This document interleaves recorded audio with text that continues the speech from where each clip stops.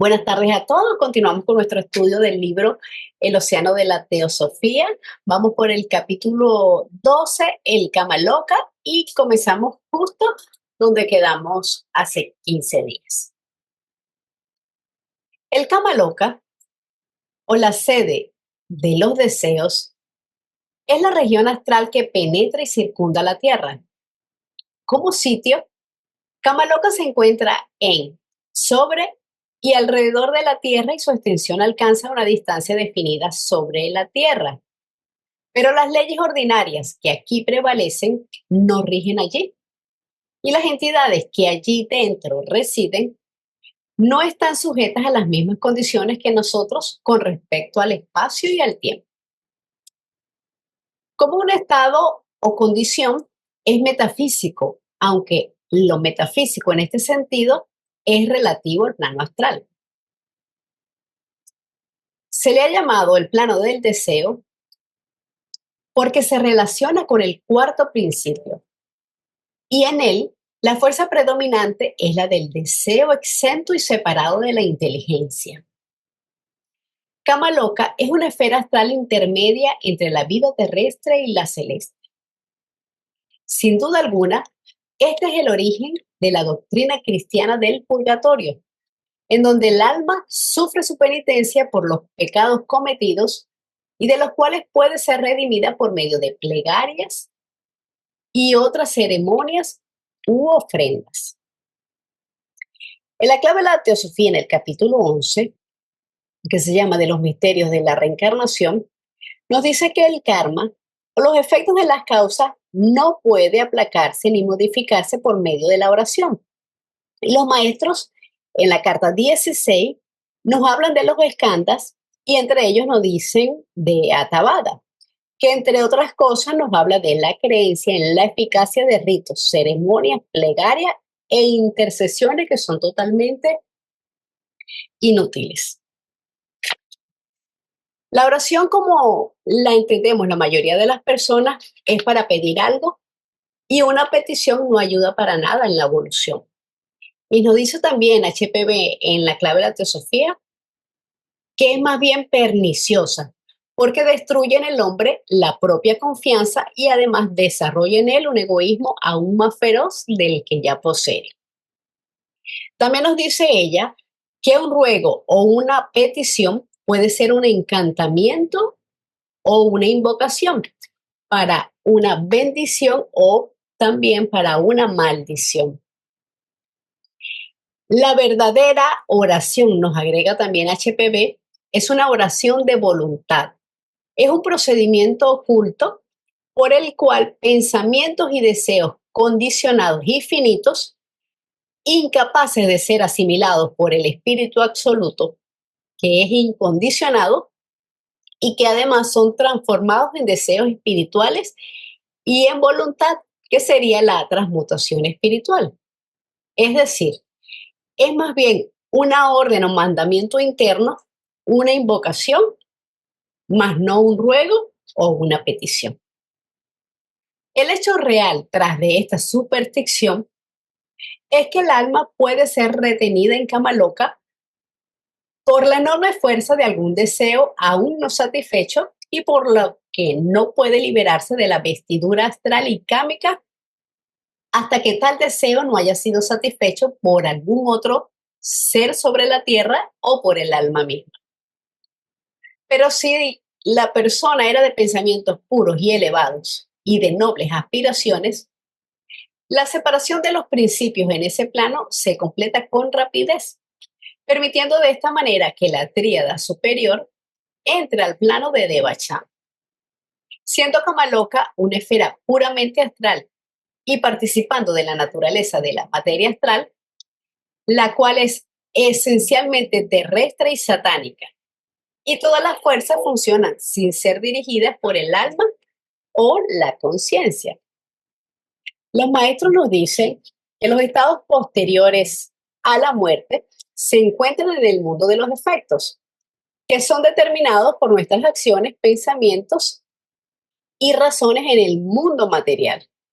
Es aquí, en el mundo material, donde se generan las causas de esos efectos. Después de la muerte, no podemos cambiar el curso de los acontecimientos ni a nosotros mismos.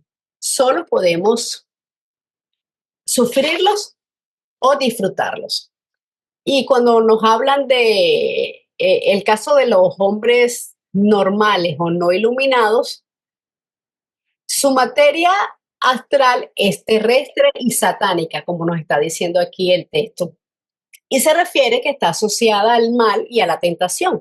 Es lo que se opone abiertamente y obstaculiza el bien y el sendero espiritual. Representa la sombra o el inverso de Dios. Adelante, Juan Carlos. ¿Por qué se habla aquí de que es esencialmente terrestre y satánica? ¿Por qué satánica? No entiendo. Ok, recordemos que este era más o menos lo que estaba diciendo ahorita. Satánica, Satanás, lo que quiere decir es el adversario. Y nos dice HPB en los Collecting Writing que el Satanás o el adversario en nosotros, los hombres, realmente es la mente, pero la mente inferior. Porque esa mente inferior que no está guiada por la mente superior o no está guiada por Buddy, bueno, generalmente por nosotros, si acaso llegaremos a mana superior, funciona como la tentación. Por eso lo llama satánica y terrestre, porque está asociada al mal, que está directamente asociado a los deseos egoístas, es aquello que nos separa o nos aleja del bien y nos desvía del sendero espiritual. Y por eso es que se refiere a que es esencialmente terrestre y satánica. Por ahí, con gusto. Pero así se nos dice que Satanás como adversario es básicamente eso, nuestra mente inferior, porque se deja dominar por Kama. Daniel. Gracias, cara. Bueno, incluso HPV por ahí siempre refiere a la tierra como el verdadero infierno. Dice, nuestro único infierno es la tierra. Y claro, yo también lo comparo un poquito cuando dice aquí que el Kamaloka, la tierra, es la parte quizás que podemos ver como satánica, es porque es lo contrario, como está explicando Caro, de los planos superiores, que en este caso el siguiente sería el mental, que sería el cielo. Entonces, como el contrario al plano siguiente. Uno de puros deseos, donde las cosas no son tan buenas, y uno donde van ya esos deseos, en el caso de los procesos post-mortem, que es que él habla aquí de Kamaloka, ya esos deseos perturbados o impuros se han perdido, y lo que entra al plano siguiente, que es de Bachán, pues es todo lo bueno. Entonces, yo también lo asimilo, por eso como él lo presenta aquí, como algo de, de la parte satánica, eso como dice Caro, realmente eso, Satán no es un demonio, es el adversario de algo. Aquí me queda una duda de que aquí donde dice que el alma puede ser retenida en Kamaloka hasta que los deseos no sean satisfechos, pero ¿por qué dice que por otra persona o um, por otro ser o por el alma misma? ¿Se refiere a otro ser en otra reencarnación de la misma alma o como ahí no le entiendo? Fíjate que aquí más o menos como yo lo entiendo, nos habla de que está, a ver, ya va, como superstición, ya va, ¿dónde fue que lo leí? Aquí está. El hecho real tras de esta superstición, o sea que es una superstición de que alguien pueda liberarnos de ese karma. El alma sí se mantiene retenida en Kamaloka por los deseos y los apegos que nosotros como personalidad tuvimos en nuestra vida física anterior. Hasta que no nos purifiquemos, limpiemos todo eso, no podemos pasar al de Bachán, claro, pasando antes por la segunda muerte y el proceso de gestación. Pero como Ajá dice, que no haya sido satisfecho por algún otro ser sobre la tierra, pues es lo que yo interpreto como dice que es una superstición, porque nadie puede limpiar nuestras culpas o nuestros errores. Nosotros mismos los vamos limpiando. Ahora, aquí en el Kama Loka solamente vamos a disfrutar de los defectos. Entonces, el alma va a durar ahí más tiempo o menos tiempo según esté inclinada o los apegos de esa alma. Si los apegos no son muy fuertes, pues no tiene mucho tiempo. Si sí, pues dura más tiempo. Todo ese tiempo va a ir predeterminado por nuestra vida física y allí ya no podemos hacer nada. Simplemente, como leíamos anteriormente, sufrirlo o disfrutarlos. Hay muchas personas, bueno, personas no, almas que pasan en algún tipo de semi-inconsciencia, otros están en una conciencia como en un sueño sin ensueño. Incluso el maestro en la carta 16 nos habla que los deseos y los apegos que nosotros hemos tenido se antropomorfizan y el alma siente que todos esos deseos lo atacan. El esfuerzo que hace por librarse de todos ellos y el miedo que le causa hace que se vaya limpiando de todos esos apegos para solamente quede lo bueno, que es lo que va a pasar al Devachan, que es lo que va a nutrir al ego superior. Por ahí más o menos, Berenice. Ok, gracias. Sí, ya le entendí. Sí, pero lo básico y lo más importante saber es que nadie puede limpiar el desastre que hemos hecho. Ni con oraciones, ni con nada. Lo que comentamos anteriormente, la oración es más como una invocación interna, un hablarse a mi yo superior. Juan Carlos, ¿querías comentarnos algo más? Y Daniel también. No, se quedó la mano, gracias. Ah, ok. Daniel, ¿tú?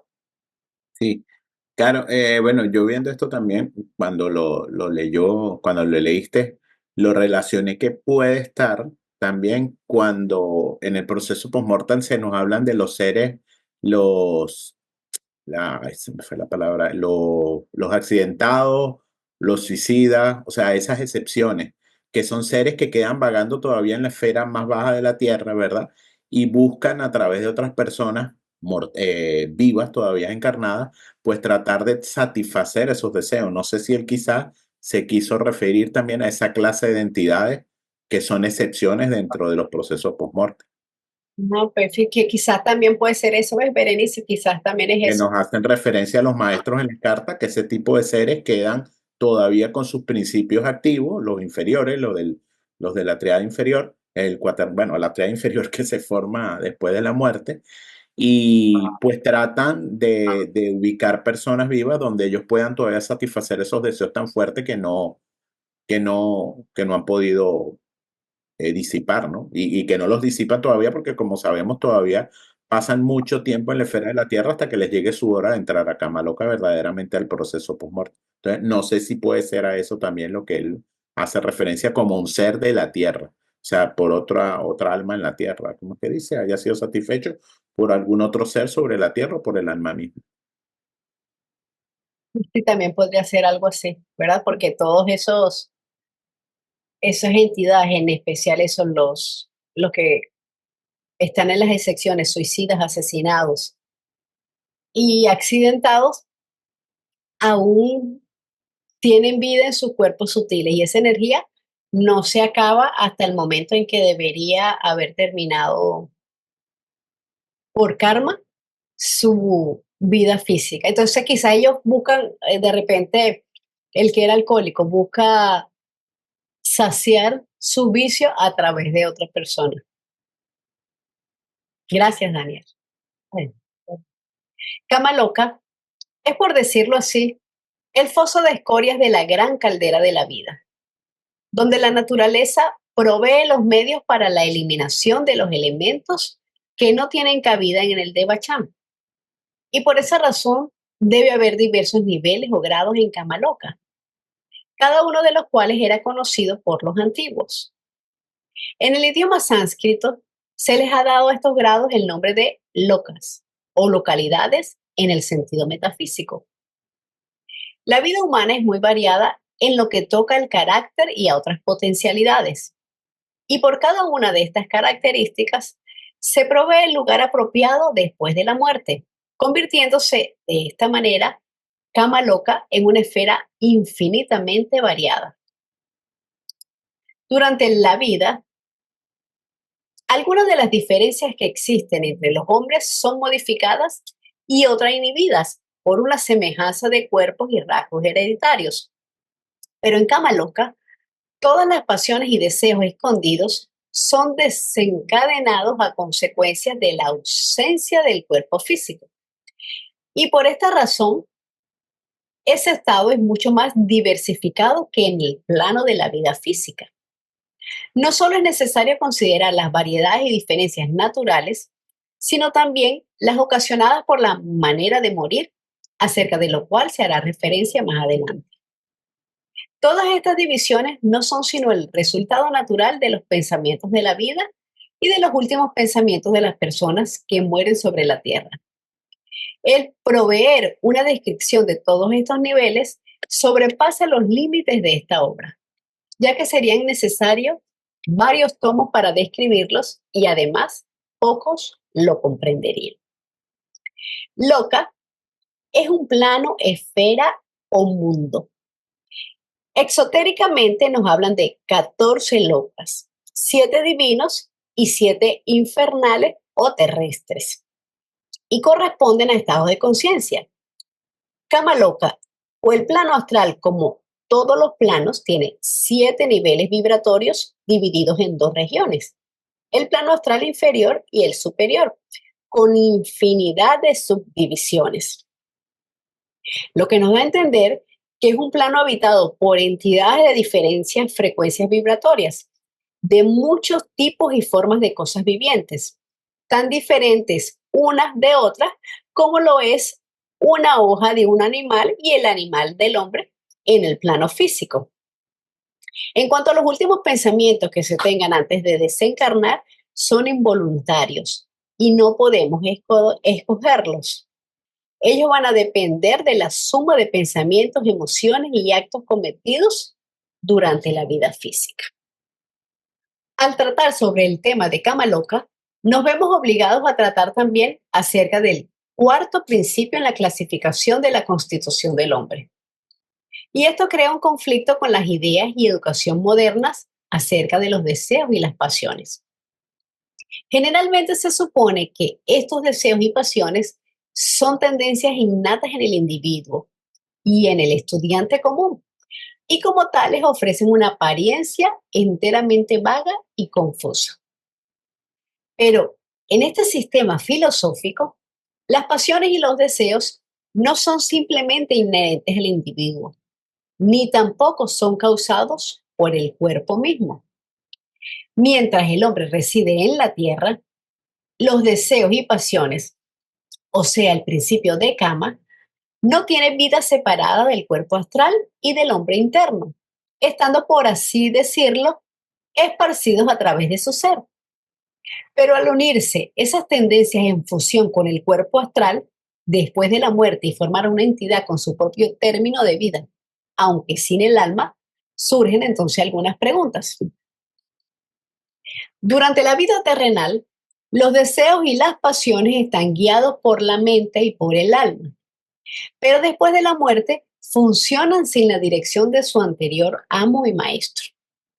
Mientras vivimos, somos responsables de esas tendencias y de sus efectos. Y cuando hemos abandonado esta vida, seguimos siendo responsables, aun cuando estas pasiones continúan funcionando y produciendo efectos sobre otros seres mientras existan como la entidad antes descrita y sin nuestra directa guía y control. La responsabilidad del ego o el alma por las acciones del Kama Rupa y o el cascarón se deriva de la ley del karma.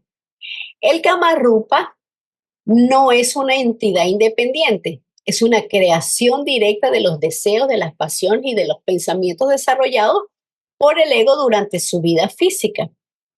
Por lo tanto, como el núcleo central de la identidad espiritual es responsable del karma generado por esos deseos, Las acciones que hagan son consecuencia de lo que sembró en la vida y pueden volverse una fuerza descontrolada y potencialmente dañina. Mientras estamos encarnados, tenemos la posibilidad de alinear los deseos y los pensamientos con el yo superior. Si esa tarea no se cumple cuando estábamos encarnados y el ego permitió que los deseos y pensamientos inferiores dominaran su vida terrenal, esas energías actuarán de acuerdo a lo que él mismo cultivó y crea una carga kármica. En esto se reconoce la continuación de nuestra responsabilidad. Esas pasiones y deseos forman parte de los skandhas, bien conocidos en la filosofía oriental, los cuales son los agregados que constituyen al hombre. El cuerpo físico incluye un grupo de skandhas, el hombre astral otro, el principio de Kama es otro grupo y aún otros más que pertenecen a otras partes. En Kama se encuentran los skandhas realmente activos e importantes, los que controlan los renacimientos y conducen a todas las variedades de vida y circunstancias de cada renacimiento. Estos están siendo producidos de día en día, de acuerdo con la ley de que cada pensamiento se combina instantáneamente con una de las fuerzas elementales de la naturaleza, convirtiéndose hasta cierto punto en una entidad que perdurará tanto como haya sido la intensidad del pensamiento al momento de partir del cerebro. Y todas estas entidades quedan irremisiblemente conectadas con el ser que las creó. No hay ningún medio de escape. Lo único que podemos hacer es generar pensamientos de buena índole, porque ni aún los más elevados maestros están exentos de esa ley, solo que ellos pueblan su corriente en el espacio con con poderosas entidades capaces únicamente del bien. Ahora, en Kamaloka, este conjunto de deseos y pensamientos sigue existiendo definitivamente hasta su desintegración total. Y entonces el remanente consiste en la esencia de esos skandhas, conectados desde luego con el ser que los generó. La eliminación de estos skandhas es tan imposible como borrar el universo. Por lo tanto, estos, se dice, permanecen hasta que el ser o ego emerge del estado de Devachan y entonces, instantáneamente y de acuerdo con la ley de la atracción, los skandhas son atraídos hacia el ser, quien con tales skandhas como gérmenes o base elabora para la nueva encarnación una nueva serie de skandhas. Todo lo que nosotros pensamos va a quedar impreso en la luz astral. Y allí va a influir en los pensamientos de otras personas que tengan la misma vibración. Entonces nosotros vamos a ser igualmente responsables de ese fortalecimiento del pensamiento que tenga esa otra persona a la quien podemos influir, ya sea de manera positiva o de manera negativa. Por aquí voy a compartir una listica rápida de los skandhas. Los skandhas son elementos transitorios que determinan cada vida. Y son los mecanismos básicos a todos los niveles o planos. Recordemos que un plano es una esfera de acción de una fuerza determinada que está compuesta de materia correspondiente a dicho plano. Entonces, por lo cual las características individuales se transmiten de la personalidad vieja a la personalidad nueva. Entonces, los skandhas son tanto objetivos como subjetivos. Todo hombre encarnado tiene 5 skandhas, aunque esotéricamente son 7. El primero, que es Rupa, está relacionado con la forma, las propiedades o atributos materiales. Se asocia con el cuerpo físico y la estructura material que nos da una identidad en la encarnación. Por supuesto, ya sabemos que desaparece con la muerte. El segundo skandha, que se llama Vidana, está relacionado con la percepción y con las sensaciones, o sea que incluye las experiencias tanto placenteras como las dolorosas o las neutras. Entonces, todos esos son los sentimientos que influyen y determinan nuestro, nuestro karma y es lo que es la tendencia a cómo vamos a afrontar o a reaccionar ante ciertas circunstancias. El tercero, Sanjnana, está relacionado con la conciencia y con las ideas abstractas. Y es la capacidad de identificar y de conceptualizar el mundo. Es como se va desenvolviendo con todas estas ideas de formas mentales. El cuarto, Sanskara, está relacionado con la acción, pero a través de tendencias físicas y mentales. O sea que son los impulsos, los hábitos y las tendencias acumuladas en las otras vidas, que están relacionados más o menos con la memoria que podemos traer de esas otras encarnaciones, como las reminiscencias aplicarían aquí. Y el quinto, el Vijnana, está relacionado con el conocimiento y en sí con los poderes mentales. Es una ampliación del cuarto y son las precondiciones mentales, físicas y morales que tengamos nosotros en esta nueva encarnación. O sea, es donde nos va a identificar los diferentes niveles de ser o los niveles del estado mental. Es cuánto manas influye en nosotros como cuaternarios. Entonces, cada vibración que nosotros producimos es un escándalo y queda impreso en la luz astral, ¿verdad? Que es el medio ambiente de las impresiones, en la parte baja de la cacha y es a través donde se transmiten los pensamientos, las emociones, etc.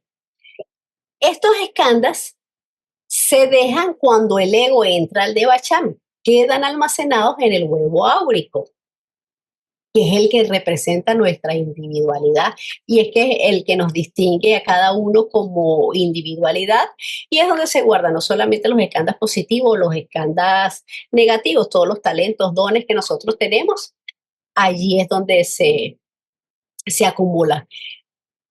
Los escándalos también son los que establecen los límites. Cualquier límite o potencialidad que nosotros tengamos pues está relacionado también a un principio, porque es el que lo va a limitar hasta donde nosotros tenemos ciertas capacidades.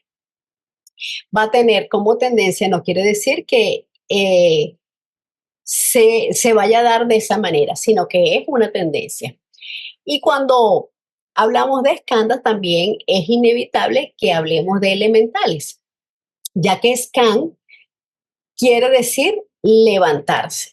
Entonces, el movimiento de levantarse que van haciendo esos elementales para volver a corporizarse en los diferentes planos. Recordemos que los elementales también son pensamientos encarnados, buenos o malos, y permanecen cristalizados en la luz astral. Y cuando el ego o el alma que lo originó vuelve a la vida terrestre, pues ellos otra vez vienen y se les pega porque son atraídos por ellos. Son kármicos y no kármicos porque no son fijos. Algunos sí, pero otros no. Se pueden cambiar porque son unas tendencias. Primero tenemos, por supuesto, que reconocerlos para luego trabajar en ellos y tratar de transmutarlos, de cambiarlos. Cuando comentaba anteriormente que exotéricamente son 5 escandas, pero los maestros incluyeron esotéricamente 2 escandas más. El sexto es Sakayaditi, que está relacionado con la herejía de la individualidad. O sea que nosotros como individualidad estamos separados del alma del mundo, de Alaya.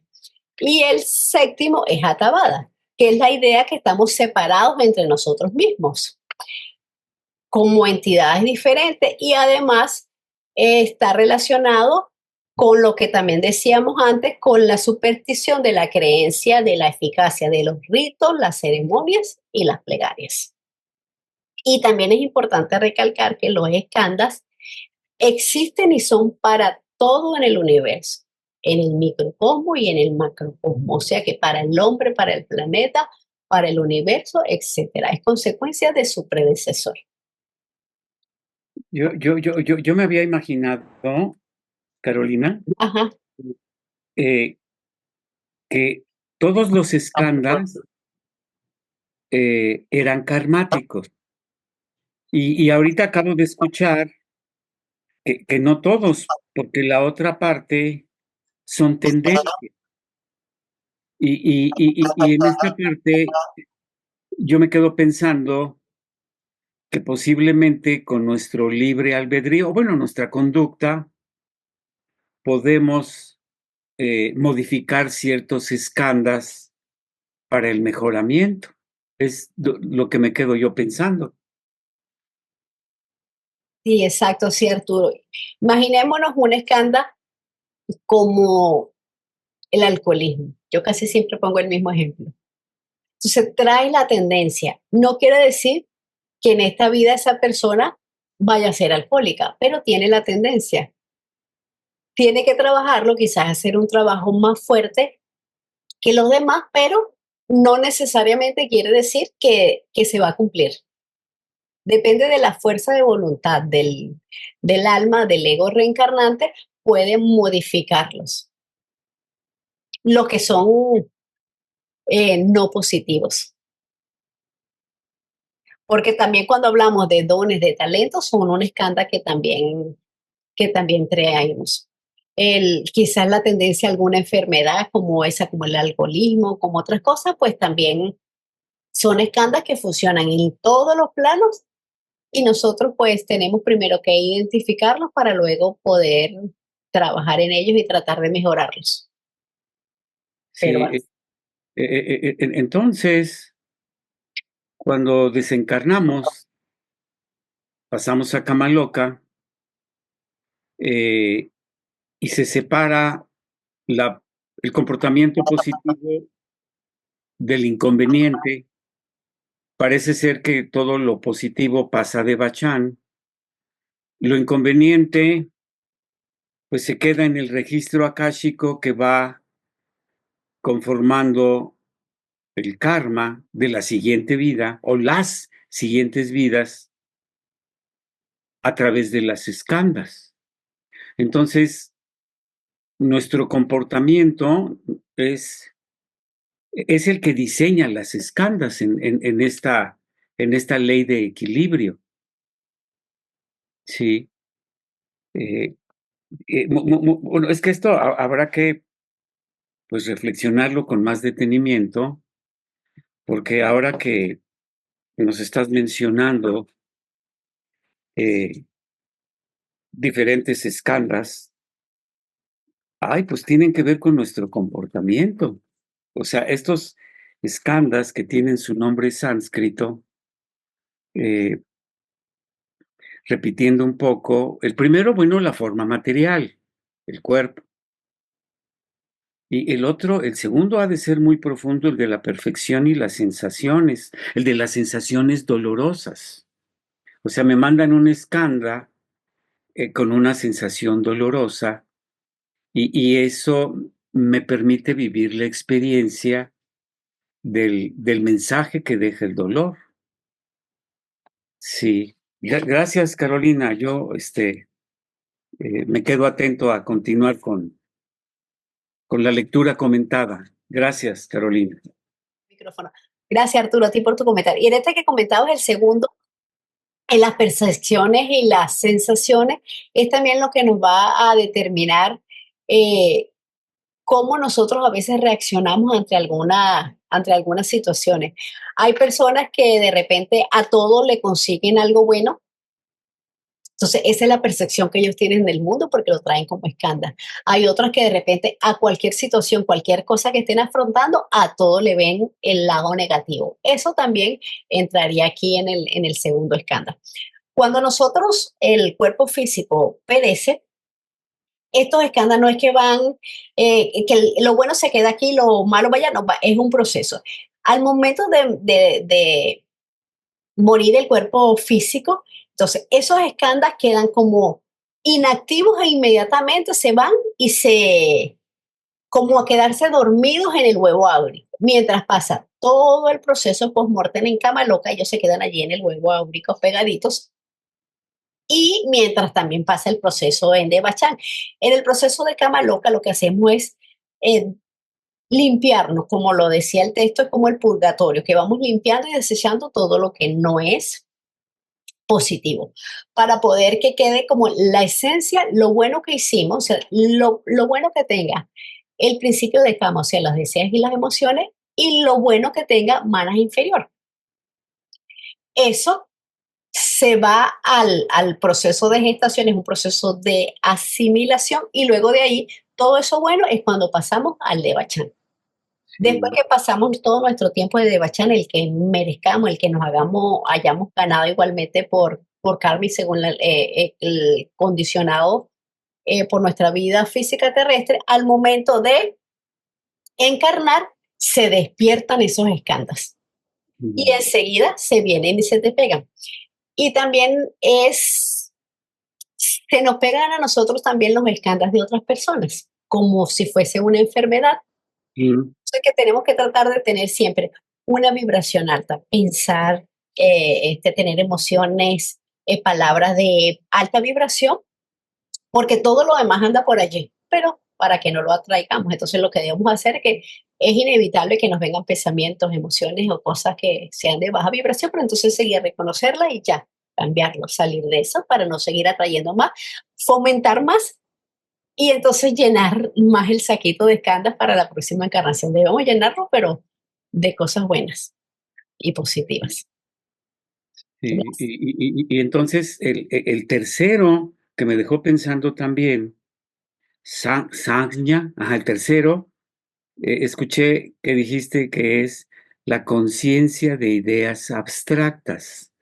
El estudio nuestro, ciencia oculta, teosofía, pues principalmente corresponde a lo que es el pensamiento abstracto.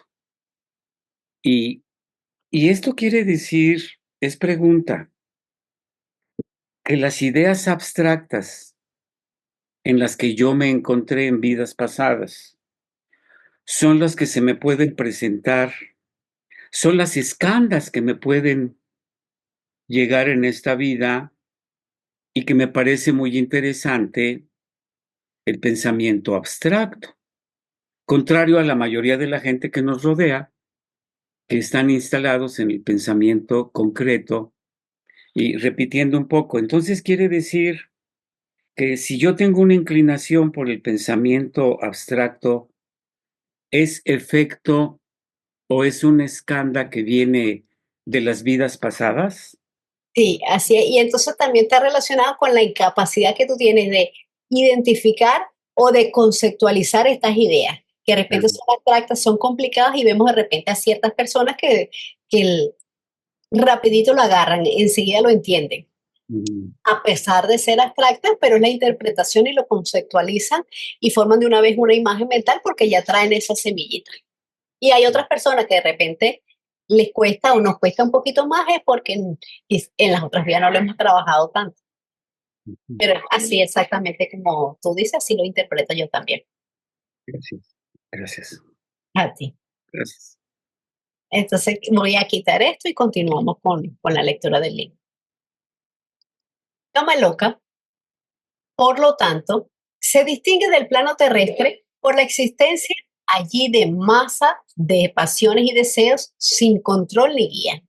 Pero al mismo tiempo, la vida terrestre es también un cama loca, puesto que está gobernada mayormente por el principio de cama y continuará siéndolo hasta una fecha remota en el curso de la evolución en que las razas de los hombres habrán desarrollado los principios quinto y sexto de su naturaleza, desplazando el principio de cama hacia su propia esfera de acción, liberando así a la vida en la tierra de su influencia. Kama, el cuarto principio, es el mecanismo sutil, invisible al ojo físico, diseñado para generar emoción y deseo. Y como vehículo sutil debe considerarse como un foco de energía vibratoria que sigue un patrón determinado.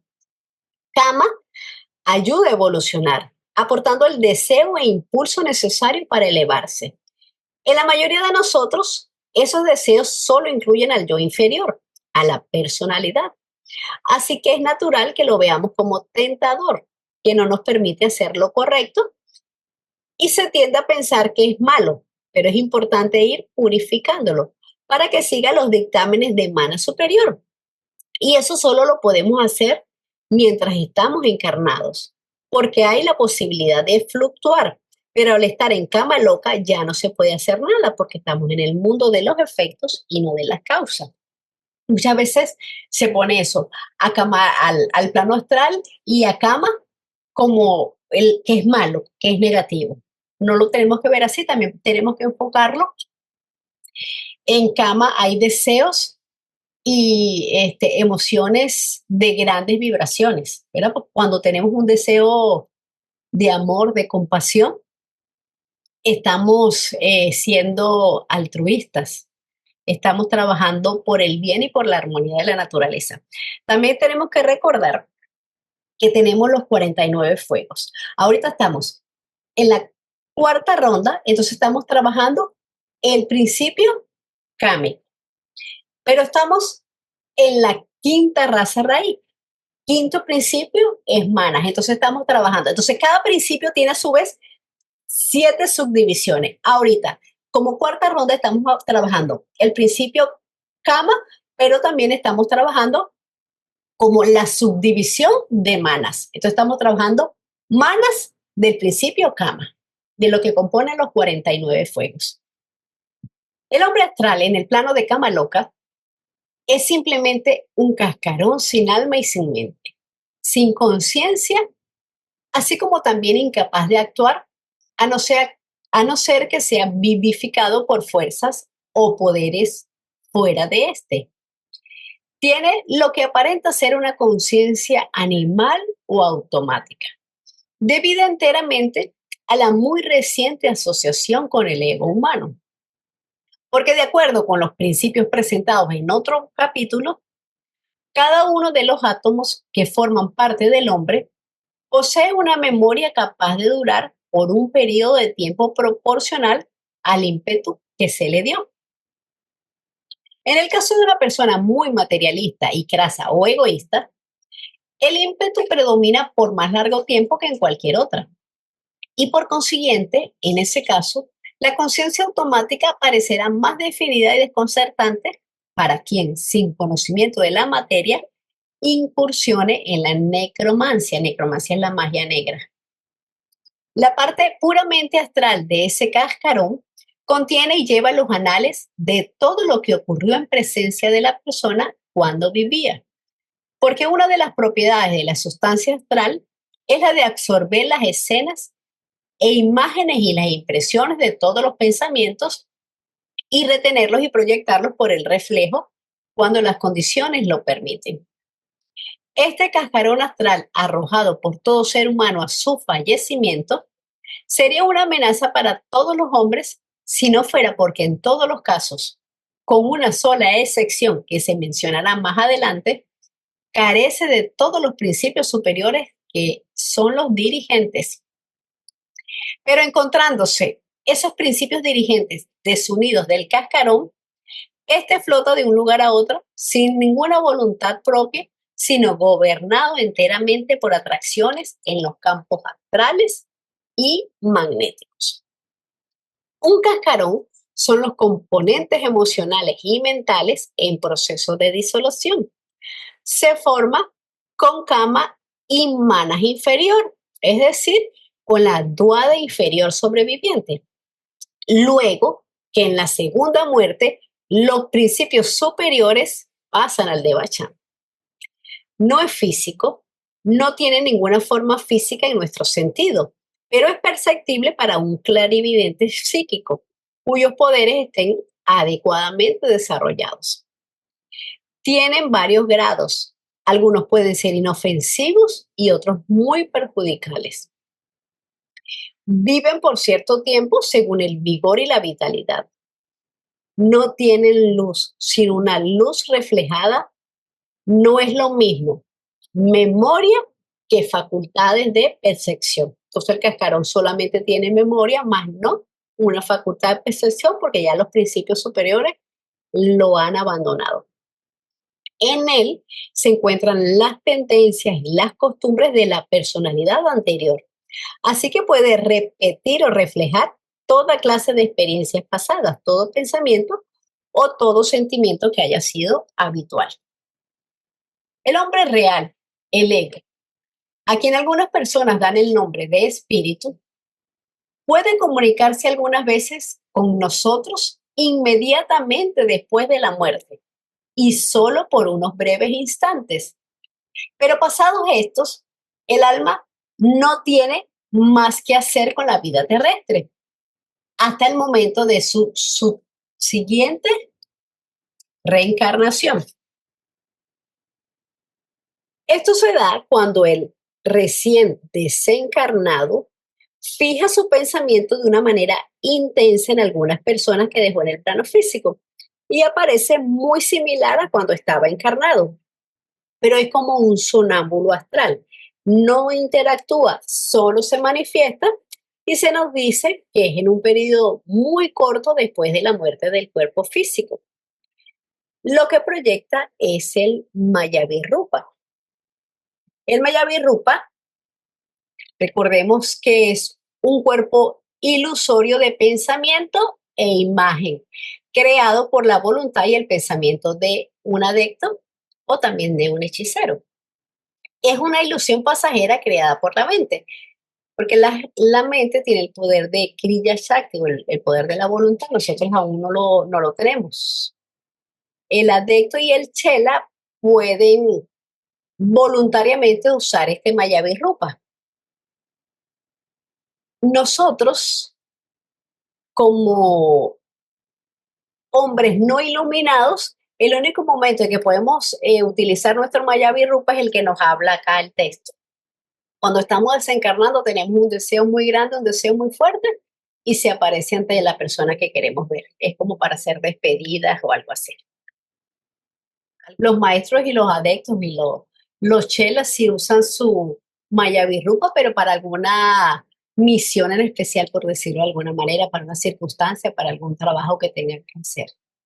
Y ellos sí pueden interactuar, o sea que ellos hablan, escuchan, etcétera. Incluso pueden aparecer como si fuera físico, o sea, pueden tocarlo la otra persona que está allí, aún siendo un Mayavirrupa. O sea, una creación mental. Lo que puede influir, y en realidad influye a los sensitivos y a los medios desde esta esfera astral, son los cascarones anteriormente descritos, sin alma y conciencia. Estos cascarones astrales no son bajo ningún concepto los espíritus de nuestros difuntos. Eso sí es importante que lo tengamos en claro. No son bajo ningún concepto los espíritus de nuestros difuntos. Ellos son ropajes y envolturas desechados por el hombre interno. Son la parte crasa o egoísta y terrestre, descarriados por los antiguos como demonios. Nuestros demonios personales, por ser esencialmente astrales, terrestres y pasionales. En realidad sería sorprendente si este cascarón, después de haber sido por tantos años el vehículo del hombre verdadero o ego sobre la tierra, no retuviera una memoria y conciencia automática. Como podemos observar, el decapitado cuerpo de una rana o gallina por un cierto tiempo puede actuar y moverse con una vida e inteligencia aparentes.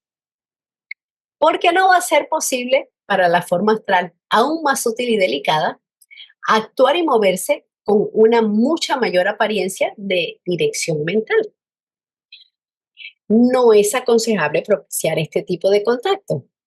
Hay un peligro constante en ese tipo de comunicación con las formas astrales, precisamente porque son formas y no otra cosa. Con facilidad se vuelven maliciosas y perjudiciales. Entonces, el cascarón no tiene alma ni mente, tiene lo que aparenta ser una conciencia animal o automática, como nos decía el texto anteriormente, simplemente por la asociación que tuvo el ego porque cada átomo que lo compone posee una memoria capaz de durar por un periodo de tiempo proporcional al ímpetu que se le dio. Y este cascarón va flotando de un lado a otro sin ninguna voluntad, sino nada más ejercido por las vibraciones magnéticas. Existen en la esfera de Kama Loka, como por cierto también en todas partes del globo y del sistema solar, están los elementales o fuerzas de la naturaleza. Estas entidades son innumerables y sus subdivisiones son casi infinitas, siendo en cierto sentido como los nervios de la naturaleza. Cada clase tiene su propia función o trabajo, lo mismo que lo tiene cada elemento o cada cosa en la naturaleza. Lo mismo que el fuego quema y el agua corre cuesta abajo y no hacia arriba de acuerdo con su propia ley natural, de la misma manera los elementales actúan y funcionan bajo la ley. Pero como se encuentran en un grado de evolución más elevado que el fuego y del agua de nuestro ambiente, la acción de esos elementales parece guiada por la mente. Algunos de ellos tienen una especial relación con las actividades mentales y con el funcionamiento de los órganos astrales. Estén estos órganos unidos o no a un cuerpo físico. Para entender un poco de los elementos, tenemos que recordar que existen dos jerarquías creadoras en el universo. La primera es la jerarquía antes de los minerales o prefísicos, que son los devas menores o elementales, los obreros. La segunda jerarquía es después de los humanos o más allá del físico, o también llamados devas superiores, los Dhyan Chohan, que son los arquitectos. Entonces, los elementales son nacientes porque empiezan a existir y a desarrollarse. Son fuerzas constructivas o destructivas. No tienen moralidad. Son fuerzas ciegas de la naturaleza que pueblan los elementos, ¿cierto? Que pueblan el agua, el aire, el fuego, etc. Los 7 elementos que solamente nosotros conocemos 4, el fuego, agua, aire y tierra. La ciencia está empezando a reconocer el quinto, que es el éter, y el sexto y el séptimo en las próximas rondas se dará a conocer, es lo que se nos dice. Cuando un medio forma el canal y también en el caso de otro tipo de coordinaciones naturales, estos elementales establecen una conexión artificial con el cascarón astral de una persona fallecida, con la ayuda del fluido nervioso del medium y de otras personas que le rodeen. El cascarón se galvaniza y adquiere una vida artificial. A través del medium se establece entonces una conexión con las fuerzas físicas y psíquicas de todos los concurrentes. Viejas impresiones e imágenes latentes en el cuerpo astral transfieren las imágenes a la mente del medium. Las viejas pasiones se encienden y se enardecen de nuevo. Numerosos mensajes y relatos son obtenidos por medio de este proceso, pero ni uno solo de estos mensajes es original, ni uno solo dimana del espíritu. Por lo extraño de esos mensajes y a consecuencia de la ignorancia de las personas que a menudo se envuelven en esas prácticas, esta experiencia es tomada erróneamente como obra del espíritu. Pero toda ella procede de los vivos, cuando no simplemente de fragmentos recogidos en la luz astral, obteniendo imágenes de lo que ya ha ocurrido en el pasado.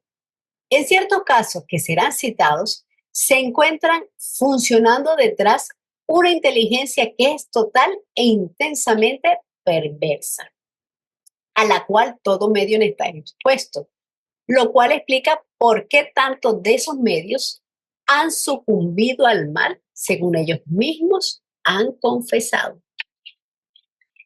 El medium se vale de los elementales y el hombre en general, porque con la mente puede guiarlos. Por eso se mantiene en secreto la clave del mundo elemental, porque algunas mentes inquisitivas pueden usarlo de manera egoísta. Son ellos los responsables de algunas de las materializaciones producidas en las sesiones mediumnísticas. de las producciones de fenómenos físicos como ruidos, movimientos de objetos, etc. También nos dice el maestro que para que exista la identidad de vibración molecular, debe haber una afinidad vibracional, o sea que tiene que haber una compatibilidad entre las vibraciones del medio y de la entidad con quien aspira a comunicarse, permitiendo una interacción o intercambio energético donde las moléculas astrales del medio interactúan con las del desencarnado. Por eso es que la mayoría de las veces, por no decir todas, en todas esas sesiones mediumísticas o espiritistas, lo que se comunican es simplemente con cascarones, elementarios, cualquier tipo de larvas, vampiros, pisachas, etc. Hay que tener un nivel muy grande de purificación para poder acceder y estar en la misma vibración quizás de un maestro, de un chela o de un adepto. Por eso es que casi todas esas comunicaciones son simplemente con formas astrales, mejor dicho, con formas del bajo astral. Una breve clasificación de estos cascarones que visitan e influyen a los medios se da a continuación. Primero, los cascarones de las personas recientemente fallecidas, cuya sepultura se encuentra a una distancia no muy lejana. Los cascarones de esta clase serán completamente coherentes de acuerdo con la vida y los pensamientos de sus dueños anteriores. Una persona no materialista, buena y espiritualizada, desecha un cascarón que rápidamente se disgrega. El cascarón de una persona grasa, vil, egoísta y materialista será pesado, consistente y de larga vida. Y así sucesivamente con todas las variedades.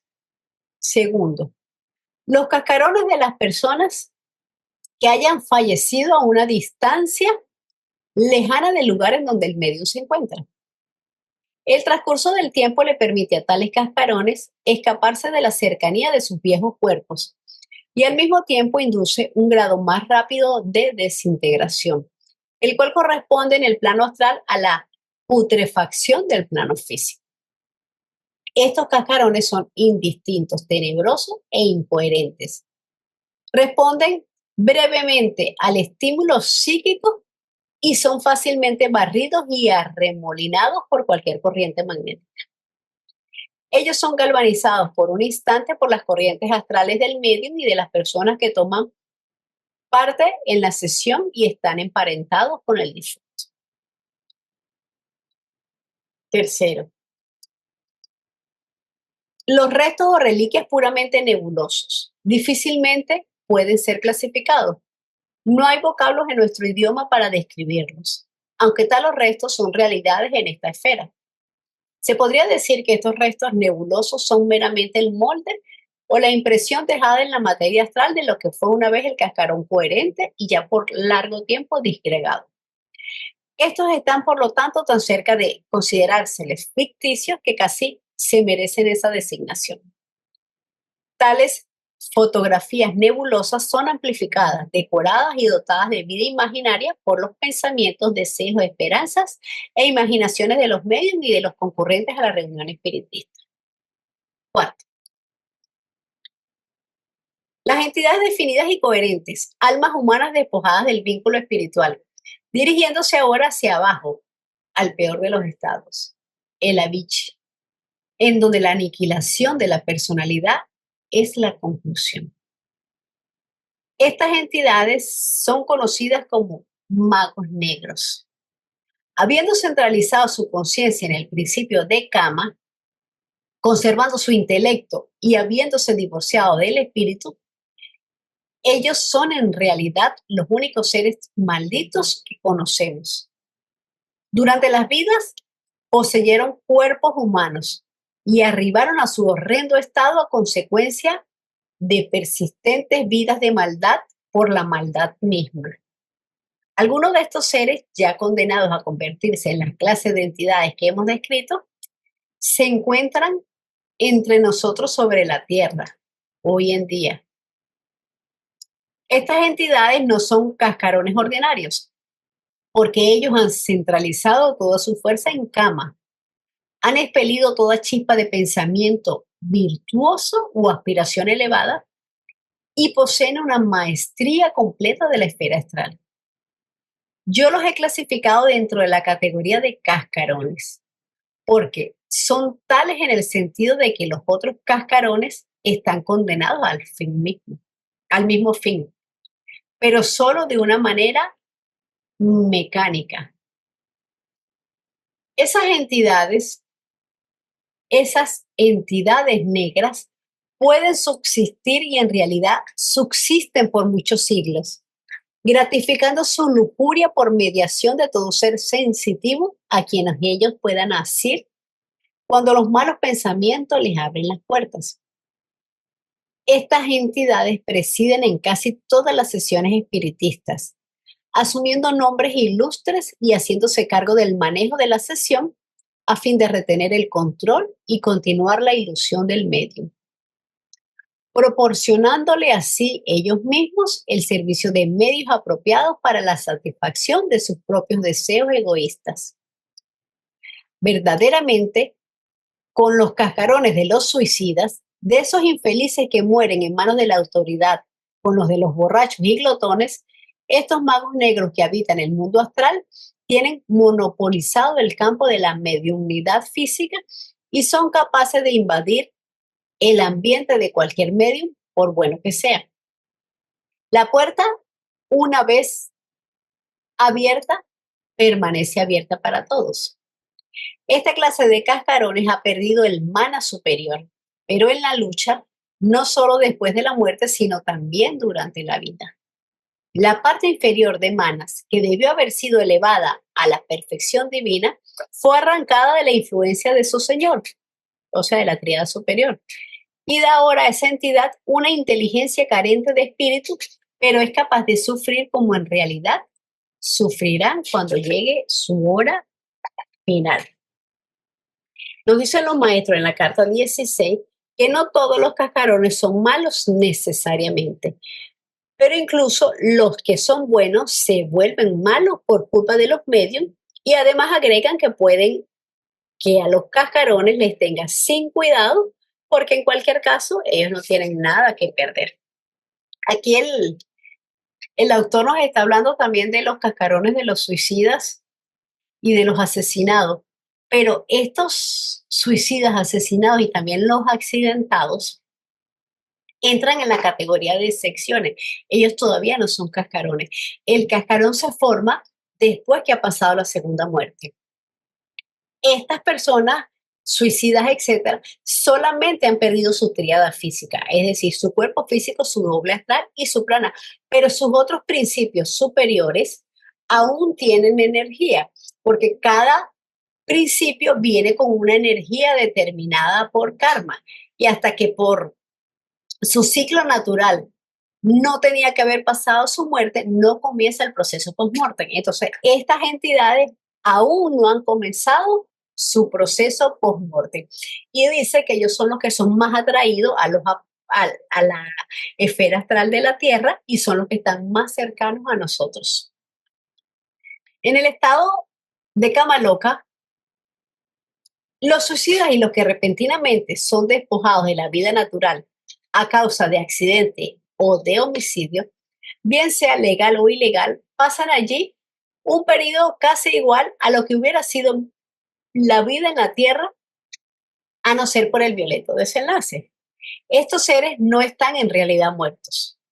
Para producirse una muerte normal debe encontrarse presente un cierto factor que no está aún reconocido por la ciencia médica. Esto es, los principios que constituyen el ser, según ha sido descrito en otros capítulos. Tiene su propio periodo de cohesión, a cuya conclusión natural estos se separarán unos de otros en virtud de sus propias leyes. Esto implica el gran tema de las fuerzas coherentes del ser humano, tema que requeriría un libro por separado para ser explicado. Debo limitarme, por tanto, a aseverar que esta ley de cohesión prevalece en medio de los principios humanos. Ante de esa conclusión natural, Los citados principios no pueden ser separados. Evidentemente, la destrucción normal de la fuerza cohesiva no puede ser efectuada por medio de procesos mecánicos, con la sola excepción del cuerpo físico. Por lo tanto, un suicida o persona que muere a consecuencia de un accidente o es asesinada a manos de un hombre por mandatos de las leyes humanas, no ha llegado a la conclusión natural de la cohesión entre sus elementos constituyentes y es precipitado hacia el cama loca simplemente en un estado de muerte parcial.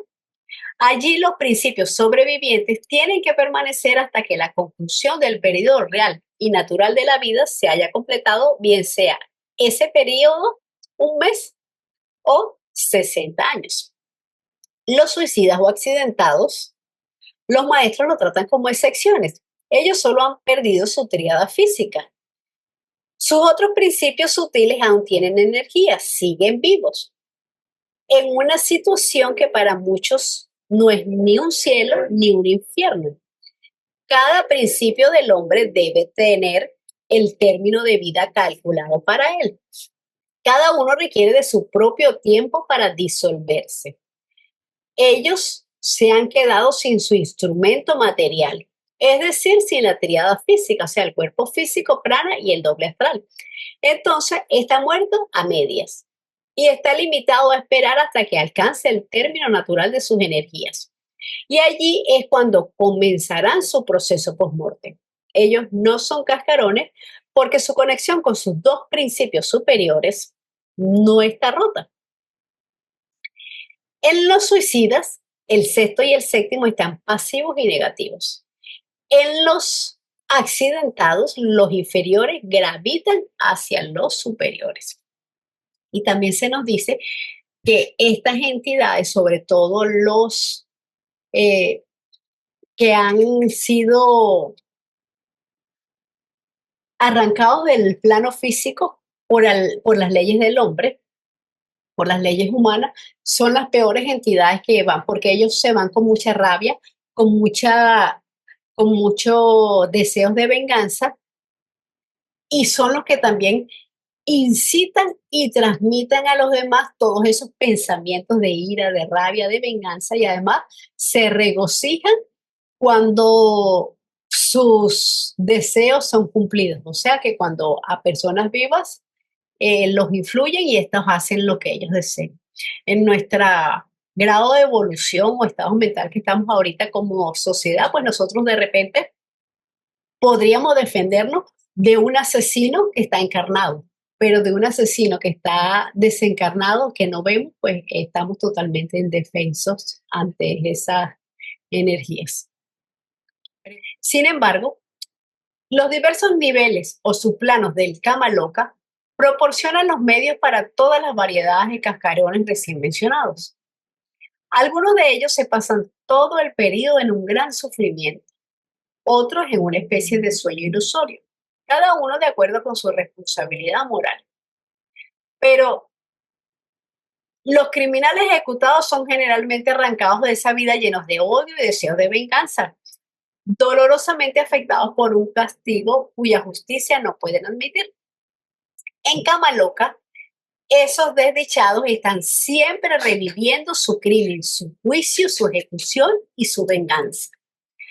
Así, cuando quiera que ellos logren ponerse en contacto con un ser viviente sensitivo, bien sea este un medium o no, procuran inyectar pensamientos homicidas y de crímenes en el cerebro de esos otros desdichados. Y que de esas entidades tienen a menudo éxito en tales tentativas. Los estudiantes avanzados de teosofía lo saben muy bien. Cuando un hombre muere, puede pasar todo el proceso del bardo en una completa inconsciencia o sueño. Algunos sufren una tortura de una horrible pesadilla. Algunos duermen con sueños placenteros, con escenas familiares y con amigos. Otros se convierten en pisachas de la naturaleza. Todo va a depender de la vida terrenal que le precedió, de sus actos, sus estados de conciencia, etc. Así que mientras más violenta la muerte, pues peor será el destino para esa entidad. Y lo peor también de todo en el caso de los suicidas es que ellos vuelven a traer para su próxima personalidad el suicidio como escándalo. Así que si no tienen una voluntad fuerte, tienen esa tendencia para su próxima personalidad. Y entonces, Carolina, podríamos considerar que el suicidio es karmático. Por ejemplo, la víctima que muere por un asesino. Podríamos pensar que en otra vida él fue el asesino y ahora karmáticamente le toca ser la víctima. Pero yo donde me quedo así pensando es si el suicidio es karmático o tiene que ver con el libre albedrío. Las dos cosas. Mm, Si la persona se suicidó en alguna otra encarnación o la recién pasada, va a traer esa tendencia, va a traer esa escándalo de suicidio. Entonces, de repente, a la mayor experiencia de vida difícil, puede volverse a suicidar nuevamente. No quiere decir que vaya a pasar, es la tendencia lo que trae. Puede ser fuerte y pasarlo, resistir. Pero el suicidio es lo peor que puede hacer cualquier ser humano porque es el atentado contra la propia vida. Lo más sagrado que tenemos nosotros en el universo y nosotros como humanos es la vida. Entonces no somos quienes para atentar con nuestra vida. Muchas veces algunas personas lo hacen por cobardía, porque por no afrontar las leyes del hombre, etcétera. Y todo eso se va a reflejar en sus estados en cama loca. Apenas la persona se suicida, la mayoría de las personas lo que hacen es repetir y repetir la escena. Entonces viven con ese martirio, ese sufrimiento, porque ven cómo se dispararon, cómo se ahorcaron, etcétera, lo que hayan hecho, y es un cliché que lo van a tener hasta el momento en que a ellos les hubiese tocado morir por ley natural. Claro, hay diferentes tipos de suicidio y también son considerados cómo se suicidó la persona o por qué lo hizo. No es lo mismo el que de repente tenía una deuda o porque iba a ir preso, se suicida, a que otro que por salvar a la vida de un ser querido, de un hijo, de su mamá, etcétera, de quien sea, se sacrifica y se suicida para salvar la vida del otro. Sigue siendo un suicida, pero el castigo no va a ser el mismo porque las intenciones lo cambian todo. Inclusive, fíjate que el suicidio es tan amplio que los maestros catalogan también cuando ponen el ejemplo que el mar está picado, o sea, que está bravo, fuerte, y una persona va y navega con esas condiciones del mar, lo que está haciendo es un suicidio, porque se está exponiendo su vida, o sea, es un peligro. Las probabilidades son más altas de que se muera a de que salga. Entonces, eso para los maestros es considerado un suicida. Igual, la persona que trabaja demasiado y no duerme 1 o 2 horas, se está suicidando, que no lo está haciendo intencionalmente. Y con respecto también a lo que comentabas, de que si una persona fue asesinada en esta vida, porque en otra ella asesinó en algo a otra persona, pues eso es difícil de determinar. El karma es un tema muy, muy difícil que quizás en nuestro estado mental, o por lo menos el mío, yo todavía no lo entiendo bien, pero sí lo que tenemos que tener claro, que el karma es una ley de retribución, pero también es una ley de amor. El universo funciona en base al amor. Entonces, el karma no funciona el enojo por ojo. Como yo maté, a mí me van a matar. Entonces, el karma no funciona así porque el karma es una ley de amor. Sí, es de justicia divina. Entonces, esa persona va a sufrir, de repente hizo, en la vida anterior maltrataba a los animales, etcétera, etcétera. En la próxima vida va a querer proteger a todos los animales y va a sufrir cuando vea que otro está dañando un animal, porque el karma es una ley de amor y a pesar de ser de compensación, es una ley que va en función del bien. Y el bien nunca puede dañar a otro, porque el bien es una virtud. Entonces el bien jamás podría dañar a otro. Entonces es un tema bien controversial, bien difícil de entender. Yo a veces también me hago así muchas preguntas, incluso hay personas que han venido a esta vida y han sufrido tanto y uno dice, Dios mío, si es karma, o de repente porque alguien, escuchamos por ahí siempre, es muy común, ay, que porque la violaron porque en la vida anterior fue un violador. Quizás sí, quizás no, pero si es una ley de amor, no funciona así. Quizás fue un accidente, está en el momento equivocado en una situación, aunque dice que todo lo que no merecemos vamos a ser recompensados en el de Bachán y en la próxima encarnación. Todo lo que nos haya pasado, que no hayamos merecido. Pero es un tema difícil. Yo misma no podría ni explicártelo, pero más o menos así es como lo entiendo. De que no entiendo cómo ni por qué, pero si es una ley de amor, el bien no puede actuar así. Sí, gracias. A ti, Daniel. Bueno, yo quería ahorita que estaban tocando ese tema, porque, bueno, lo que tú dices y estamos hablando, es muy difícil lograr entender eso, ¿no? Pero voy a llevarlo un poquito a especular sobre esa forma de actuar del karma, como lo refirió Arturo, que en este mismo libro lo hemos leído y lo refieren en muchos textos de esa manera. Yo lo veo de la siguiente manera. Una persona que ha sido, vamos a tomar el caso, como estaba diciendo Carolina, un violador en sus vidas anteriores, una o dos vidas anteriores, ha sido una persona muy malvada y ha estado involucrada en ese tipo de cosas.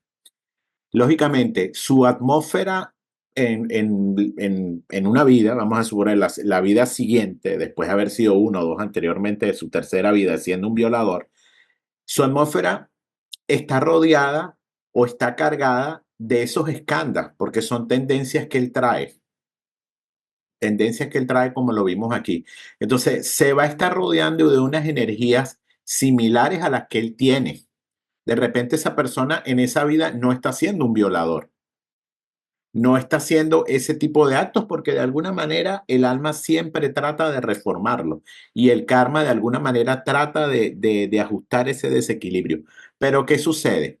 Es tan fuerte ese escándalo que él tiene, esas tendencias, que él se está involucrando en ámbitos donde ese tipo de situaciones se están dando y puede llegar a ser el caso de esa persona que fue un violador en esa vida sea violado, pero no por un castigo, porque lo que vimos también en otra cosa, el karma no es castigo, no es fatalismo, ¿verdad? De alguna forma esa persona se vio involucrada en ese ambiente y dio esa casualidad o ese motivo para que también fuese violado, pero no por un ajuste kármico, por una cuestión que se puede llamar destino, si el destino existe, que no es el karma, porque karma no es el destino, ni es la providencia, pero por una fuerza del destino, quizás por ese ambiente que lo rodeaba, él cayó dentro de esas mismas energías que él estaba influyendo de una manera inconsciente, porque la traía dentro de sus escándalos.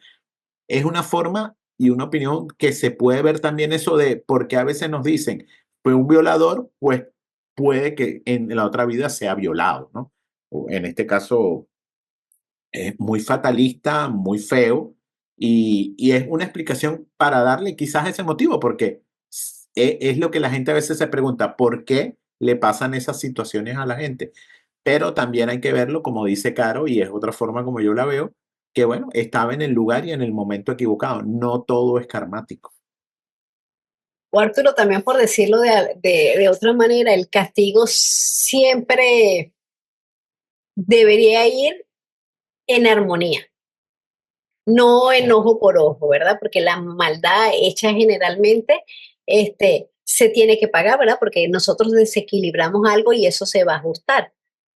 Pero la justicia también es una virtud, igual que el bien. Y una virtud no puede dañar, sino que tiene que ayudar. El karma es un agente de aprendizaje, de transformación espiritual. Y su propósito es para el crecimiento del alma y la integración con el orden y con la armonía del universo. Daniela, ¿habías levantado la mano? Sí, no, es que iba a decir lo mismo que dijiste esto ahorita, pero fíjense, yo particularmente veo cuando nos hablan del karma de esa manera, es como una manera de que la gente tome conciencia. O sea, vamos a estar claros, no todo el mundo tiene la idea de que hay que cambiar, uno tiene que mejorar, tiene que tratar de hacer el bien.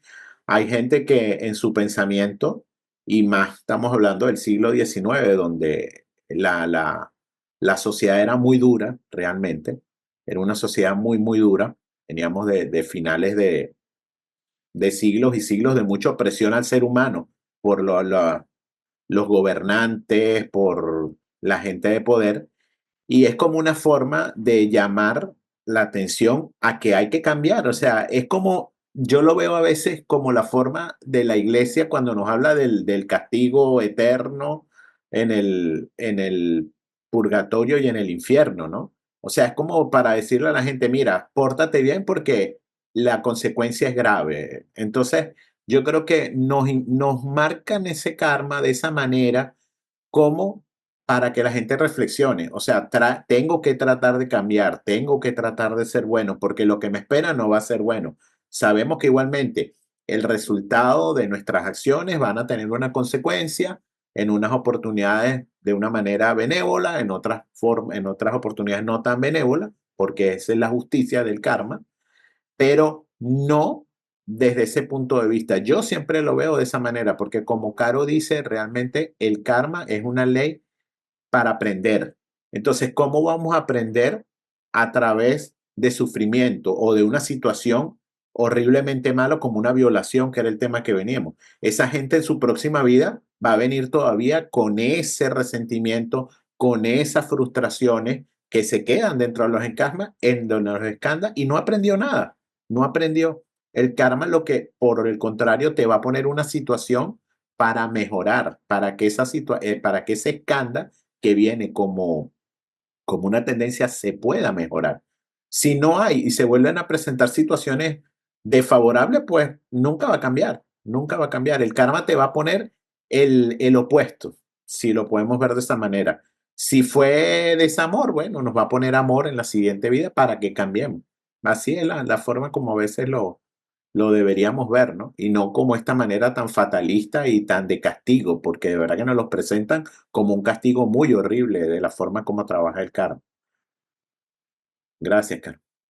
Así nos dan también ejemplos de personas que se han odiado y han sido enemigos y se han hecho mucho daño en una encarnación. Quizás para la próxima viene el uno como papá del otro. El mismo karma los está incitando a que se amen, a que se quiten todos los negativos y todas las rabias y todos los rencores que tenían como almas. Entonces los trae así, como familia directa, como para que aprendan a amarse o a por lo menos tolerarse y respetarse y no hacerse daño.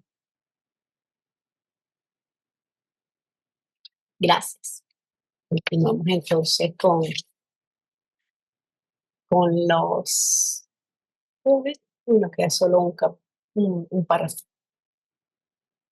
Hemos llegado a Connie, adelante. Yo tengo una pregunta. Por ejemplo, comentabas que una persona que no se cuida, que trabaja de más, entonces prácticamente es un suicida. Sí. Bueno, vamos a una situación de una persona que, por decir algo, duerme poco, come lo mejor que puede, duerme poco, porque tiene que ir a trabajar y luego tiene que cuidar al esposo en el hospital. Entonces, pues lo más que hace es estar con el esposo porque le exigen estar ahí. Y a las 2 de la mañana se sale, va a su casa, descansa unas horas, y dormiría de 2 a 3 horas, se levanta, se prepara para ir a trabajar, porque tiene que salir de casa a las 6 de la mañana, porque entra a las 7 a trabajar. Y es lejos de casa a su trabajo. Entonces, Eso me quedó así como un tintín. Yo, ¿Cuál sería la reacción karmática? yo creo que ahí es cuando el maestro nos dice que la intención es lo que cambia todo y lo que define la consecuencia del acto. Entonces, en ese caso de esa persona, ella está siendo altruista porque necesita trabajar seguramente para sustentar a su familia. Necesita ir a cuidar a su esposo, entonces se está sacrificando. Entonces, ahí yo creo que la intención y el motivo lo cambia todo. Quizás es diferente al que por trabajo, por avaricia, porque si trabajo más horas, obtengo más dinero. Entonces, si duermo, lo que hago es, estoy perdiendo tiempo para ganar dinero. Entonces, ahí las intenciones varían. O en el caso de lo que decía del mar picado, el pescador, ese es su medio de sustento, de trabajo. Entonces lo está haciendo porque de eso vive, de eso alimenta a su familia. En cambio, el otro que lo hace de manera recreativa porque eso le da adrenalina. Porque como el mar está así, entonces eso le da adrenalina y quiere ir allá a vivir esa experiencia simplemente por adrenalina. Entonces la circunstancia y la intención es lo que va a determinar ahí. Yo, escasamente en lo que pueda saber, lo interpreto como que no es lo mismo y ahí no sería un suicidio. Y con lo que decía que hay personas que duermen poco, hay personas que con 4 o 5 horas es más que suficiente para descansar.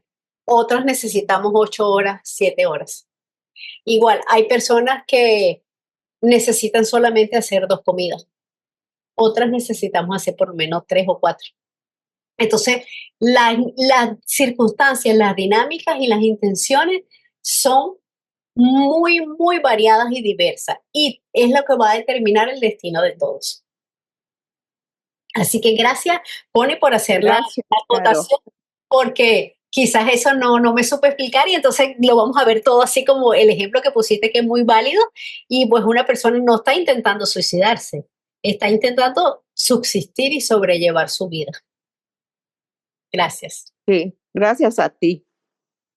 Daniel, ¿nos querías comentar algo? Claro, claro. Es que a mí también siempre me queda la duda como Connie, ¿no? Porque los maestros nos dicen así, es un suicidio, ¿no? O sea, dicen, yo lo enfoco desde el punto de vista de que somos conscientes de que prolongar ese tipo de situación, por decir, es algo coyuntural, esa enfermedad, esa estadía en un hospital, bueno, sabemos que por un tiempo quizás nos va a quitar un poco de estar ese despierto en el día, porque llevamos mucho tiempo con un mal dormir. Pero bueno, sabemos que no es algo que estamos haciendo consciente porque no queremos dormir, simplemente. Hay una situación especial. Entonces, yo creo que el enfoque cuando nos dicen es un suicidio es saber que si esa situación se prolonga, como dice Caro, por una situación consciente, por querer, como explica Caro, de repente ganar más dinero, trabajar más, nosotros estamos siendo, sabemos en nuestro interior que eso nos puede causar en algún momento un estado de mala salud o por estar no muy consciente en el día. De repente una persona cruza una calle sin darse cuenta, lo pueden atropellar, o sea, infinidad de factores. Pero como dice Caro, y creo que es lo importante, que es realmente la intención lo que vale a la hora de trabajarlo como un suicidio, ¿no? Pero Caro también siempre menciona uno de estos ejemplos que yo creo que es uno, para mí es uno muy válido, que es el de estas personas que practican deportes extremos. Hoy en día que vemos que hacen cualquier cantidad de cosas donde están poniendo la vida, pero en un riesgo completamente innecesario, ¿verdad? Y un riesgo altísimo. Y esa persona, bueno, entonces cuando vamos a suponer, es una persona que yo lo veo para mí algo, una locura. El que se lance en Benji, esto que estuvo muy de moda, se atan de una cuerda elástica, se van a un precipicio de 300, 400 metros y se avientan.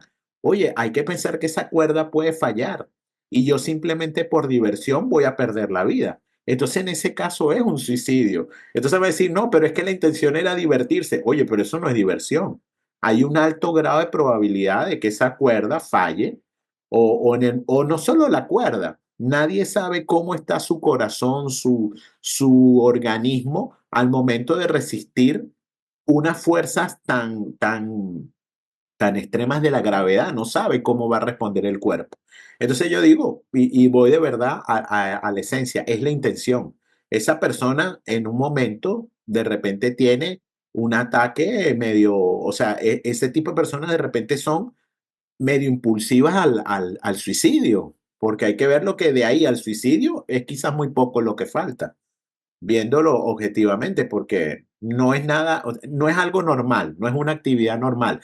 El caso extremo, como el otro caso es como dice Connie. Oye, esa persona está haciendo un trabajo por su familia. Entonces está arriesgando, sí, su salud posiblemente, pero no es algo extremo, algo que va contra la vida. En cambio, pararse en una plataforma y amarrarse con una banda elástica y a lanzarse al vacío de 300 o 400 metros por diversión, no me parece muy lógico, ¿no? Entonces, bueno, son los dos extremos y Caro siempre refiere eso de los deportes extremos y me parece que es bastante coherente también con este tema. Gracias, Caro. Gracias, Daniel. O las personas que tienen sobredosis, o sea, se drogan. Su intención quizá en el momento no era suicidarse, pero se excedió en la dosis y se murió. Entonces, ¿es un suicidio o no es un suicidio? Por supuesto que seguro su intención no era matarse, pero ¿cómo estaba arriesgando su vida? Porque se estaba drogando, estaba metiendo sustancias a su cuerpo. Entonces es un tema así como de mucha reflexión, de mucha interpretación. Y donde yo creo que el motivo es el que nos dice todo. Gracias. Continuamos. Hemos llegado ahora a la esfera del Devachan. Después de un cierto tiempo en cama loca, el ser cae dentro de un estado de inconsciencia, el cual antecede a la transición hacia el próximo estado. Este proceso es similar al del nacimiento a la vida, que tiene como preludio un periodo de oscuridad y un pesado sueño. El ser despierta entonces a la gloria del Devachan. Antes de entrar a Devachan, viene la etapa de la segunda muerte, que es la muerte del alma animal, la separación de la dualidad inferior, o sea, de Kama y de Mana, con la dualidad superior, Atma y Buddhi. Esta era las dos dualidades sobrevivientes después de la muerte de la tríada física. En la mayoría de los casos gana la dualidad superior y entonces ella absorbe o se lleva lo mejor de Kama y de Mana inferior. O sea, los pensamientos altruistas, las emociones y los deseos altruistas o de alta vibración.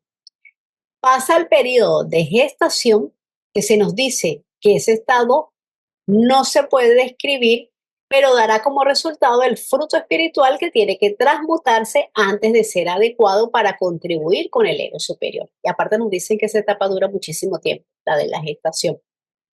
Al final de este estado, retorna gradualmente la conciencia, ve una vez más la película de su vida anterior, pasa de Bachan y los restos de la dualidad inferior forman el cascarón, que tendrá una vida según el ímpetu y los apegos que haya tenido. Y el ego, mientras está en Devachan, disfrutando de todas sus creaciones mentales, sigue siendo responsable de lo que está haciendo su cascarón por allá abajo en Kamaloka. O sea, él está ya disfrutando, pero después va a tener que rendir cuentas también por lo que esté haciendo el cascarón, porque son sus propias creaciones. Y con esto hemos llegado al final del capítulo Kamaloka. ¿Alguna pregunta? Lo importante es saber y reconocer que son etapas de efectos. O sea que ahí no pueden haber cambios ni fluctuaciones. Todas las oportunidades las tenemos mientras estamos encarnados, ¿verdad? Podemos fluctuar. Tuvimos un mal pensamiento, una mala acción, hoy, mañana podemos mejorar.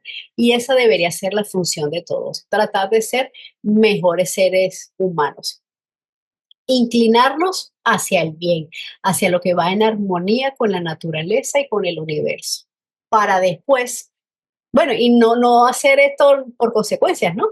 Porque debe hacerse el bien por el bien mismo, pero así pasar un proceso post-mortem, por lo menos desagradable que que se pueda.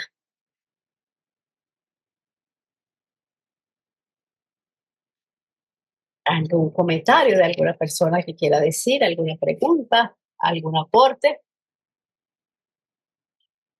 Con respecto también al karma, podemos agregar que el karma, más o menos bien entendido, va a guiarnos y auxiliarnos, ¿verdad? Porque tenemos que comprender esa verdad, que el karma viene a elevar y a mejorar nuestras vidas, nuestros actos, para que tomemos conciencia y salgamos de esos círculos del yo inferior, del egoísmo, que pensemos solamente en nosotros mismos. Hay que expandirnos un poquito más y no solamente a mis hijos, a mi familia, o sea, hay que aumentar la fraternidad hacia todos. Poquito a poquito, a veces ni siquiera notamos los cambios, pero son transformaciones que vamos teniendo, son semillitas que vamos a ir sembrando para nuestras próximas encarnaciones. Entonces hay que hacer el trabajo, hay que tratar de ser mejor persona. Y de eso se trata, creo, la teosofía, de que crea un impacto en nuestras vidas. Porque, ¿qué hacemos con acumular y tener conocimientos que no aplicamos, que solamente van a llenar el intelecto? La idea es meditarlo, contemplarlo y que hagan cambios trascendentales en nuestras vidas y en la actitud que nosotros tomamos ante la vida y ante los demás. Daniel. Bueno, claro, igual que el karma también hay que verlo de esa forma de que todo lo que nos suministra, ¿verdad? Sea favorable o no tan favorable, es para lograr un aprendizaje en este mundo físico, dentro de nuestra sociedad, dentro de nuestra raza, dentro de nuestra familia, nuestro entorno, para lograr aprendizaje. Nunca hay que verlo como algo malo, ¿no? Porque también como nos dice la enseñanza, que tenemos que transcurrir por todas las razas, tenemos que tener una vida o unas vidas, varias vidas, dentro de cada raza raíz, cada subraza, cada raza de familia. Igualmente también se nos dice que tenemos que experimentar todos los estados de la vida. Entonces, imagínense que fuésemos, por decir algo, los reyes, en la época de los reyes, que toda su vida hayan sido reyes. Bueno, pues una vida quizás un poco placentera y un poco fácil, y el aprendizaje quizás no iba a ser completo. Entonces, también se nos dice, y es algo muy lógico, tenemos que atravesar todas las situaciones en todas nuestras vidas, no en una sola, ¿no? En las diferentes vidas, para ir ganando carácter, ese ego vaya ganando carácter, vaya ganando conciencia, o sea, porque en un momento va a venir el despertar, va a llegar al despertar, porque entendamos que desde que estamos o se nos dio la mente, no sabíamos lo que éramos, simplemente estábamos funcionando. A través de la evolución y a través del pasar de todas estas experiencias, pues vamos ganando aprendizaje y va a llegar el momento donde vamos a empezar a buscar lo que verdaderamente somos. Y ahí va a venir lo que llaman ese despertar o buscar la autoconciencia, que es lo que nos va a llevar al periodo siguiente, porque es el ciclo de ascenso, ¿verdad? El que ya se nos dice que comenzamos a nivel de cadena planetaria, pero ahí es donde vamos a empezar a trabajar el otro aspecto, vamos a empezar a perder la materialidad para ganar nuevamente la espiritualidad. Entonces teníamos que haber pasado o tenemos que pasar por todas esas experiencias para poder enfrentar ese ciclo nuevamente de ascenso, para darnos cuenta. Esa es lo que se entiende por la autoconciencia. Y no, Y está lógicamente completamente ligado al karma, porque eso, el karma y el mundo físico, nuestra esfera terrestre, es una escuela donde karma es el que, aunque lo estamos creando nosotros mismos, pero también no podemos olvidar que estamos siendo influidos por karma de nación, karmas de familia, karmas hasta del mismo planeta. Entonces, ¿contribuimos a ese karma? Sí, claro que sí, pero contribuye también el resto de los seres que habitamos esta esfera. Entonces, el karma nuestro, lógicamente, nos pone retos y nos pone circunstancias que tenemos que vivir, pero también nuestra esfera nos los está poniendo. Y es simplemente para el desarrollo y la evolución y la siguiente etapa que viene después de la etapa humana. y esa misma imperfección que tenemos como hombre es la que nos hace aprender solamente a través del sufrimiento, porque también podríamos aprender a través de la experiencia de los demás, pero así tampoco aprendemos. Por nuestra imperfección lo hacemos a través del dolor. Es lo que más nos enseña. Claro, me acordé ahorita que lo comentaste de esa manera que, como siempre decimos, no somos seres imperfectos, somos seres incompletos, porque la perfección está en nosotros, los principios están en nosotros, la sabiduría está en nosotros. Simplemente somos incompletos, incompletos en el sentido que no hemos desarrollado toda esa perfección latente que está en nosotros. Tienes razón, Gracias, Carlos. estamos incompletos, no lo hemos activado. Tienes razón. Gracias, Carlos, gracias. A ti Gracias, por la aclaratoria. gracias. A dejar la clase hasta aquí. Muchísimas gracias por su atención. Nos vemos entonces en 15 días.